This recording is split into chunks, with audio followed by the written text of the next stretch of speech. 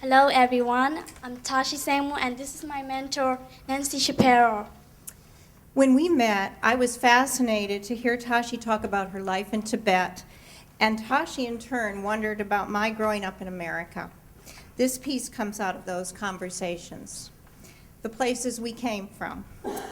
In the place I come from, the land stretches as far as the eye can see and meets the dome of sky, where the sun beats down on corn and soybean crops. The black earth that winds through the middle of America is as rich as any land on our planet, I've been told. But I was not a farmer. My folks were townspeople from the city, Mankato, that was a metropolis in comparison to all the small surrounding farm towns. In the place that I'm from, the land is evergreen and wide open, and decorated with colorful flowers in summers. The snowy mountains reach high up to the clear blue sky.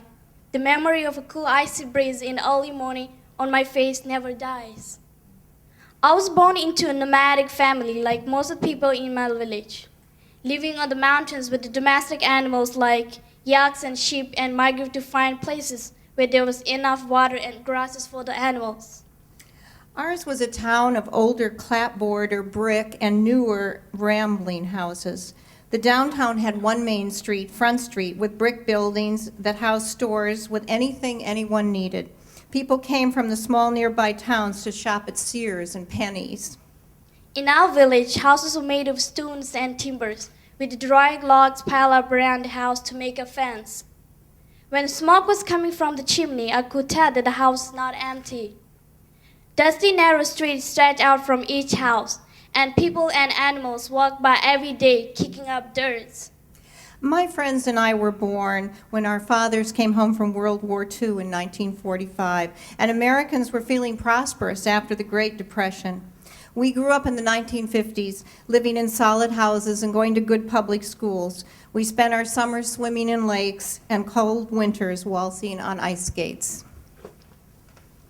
I was born when the land of Tibet was snatched by the Communist China in 1959, and the Dalai Lama and half the Tibetans were forced to escape to India as refugees. Thousands of monasteries, nurseries, education centers, and centers were destroyed, and millions of Tibetans lost their lives for asking for more rights and freedom.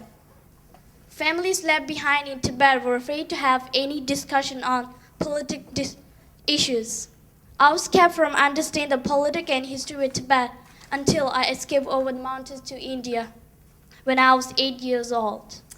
Life in the 1950s seemed to scream all American. We played in bands and orchestras, twirled batons, marched in parades, worked as candy stripers in hospitals, debated, edited newspapers and yearbooks, played the piano, attended sock hops in the gym, and cheered for our football, baseball, and wrestling teams.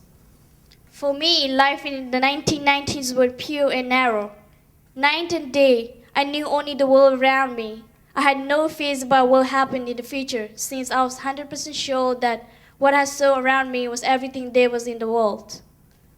I woke up every day with the same illiterate schedule before the red sun rose behind the mountains. I wandered all day on the mountains along with the animals, waiting for the shadow of the trees to reach over the river so that I could go back home and play hide and seek with my neighborhood friends. We kids like rolling in the mud and clay until clothes get wet and stuck to our bodies, despite the fact that we knew we would be scolded by our parents that night. Life in 2000 became a day filled with light on me because I got to India and started school. When I was a shepherd on the mountains, the days were long, but days turned into minutes with the busy schedule of my boarding school life in India. I went to classes from 7:30 a.m. to 4:30 p.m., and after school, I had activities such as basketball, volleyball, and knitting clubs. I wore saddle shoes, pedal pushers, and can-cans under circle skirts, and in high school pleated or straight skirts and sweaters, often with matching knee-high stockings and loafers. Our high school gym teacher criticized us for wearing girdles, but it was that or garter belts to hold up stockings long before tights came into our lives.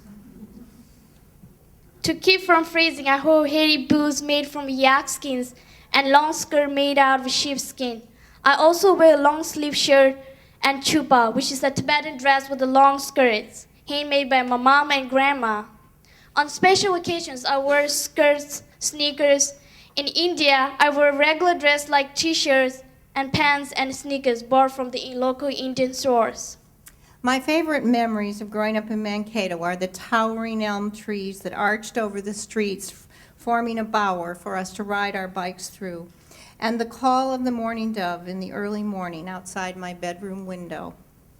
My favorite memories of my life in Tibet are hearing the beautiful songs of the morning birds in the oak trees and feeling the warm, cozy hands of my grandma on my face, making me smile.